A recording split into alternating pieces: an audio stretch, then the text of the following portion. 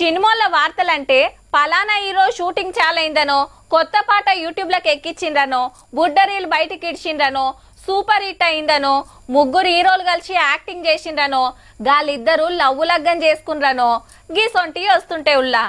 ఇక మనోళ్ళ మీద పుట్ల కొద్ది పుకార్ల వార్తలకైతే సోషల్ మీడియాలో లెక్కే లేదు. ఇంతకు ఇప్పటి వార్త ఏందంటే,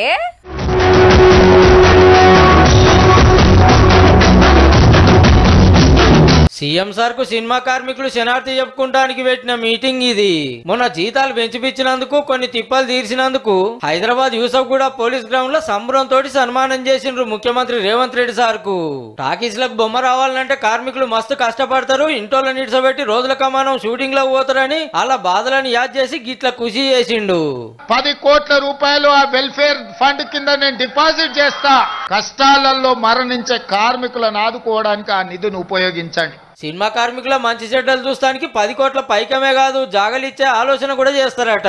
ఇక పెద్ద హీరోల సినిమాలకు టికెట్ల రేట్లు పెంచమని సర్కార్ కాడికి కురుకొస్తారు కదా, గాళ్ళకి కండిషన్ పెట్టిండు సీఎం సారు.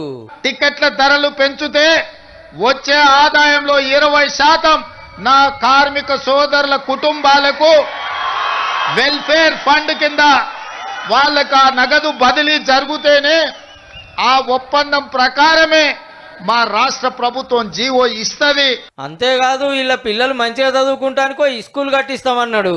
ఈ కృష్ణానగర్ ప్రాంతంలో 3-4 ఎకరాల ప్రభుత్వ స్థలాన్ని చూడండి, తక్షణమే నర్సరీ నుంచి 12th క్లాస్ వరకు సినీ కార్మికుల యొక్క పిల్లలు చదువుకోవడానికి కార్పొరేట్ స్థాయిలో మీకు పాఠశాల నిర్మించి, మా సర్కార్ రాగానే గద్దర్ అవార్డులు ఇచ్చినాం, సినిమా కంపెనీకి కావాల్సిన సవలతులు చేస్తామన్నాడు.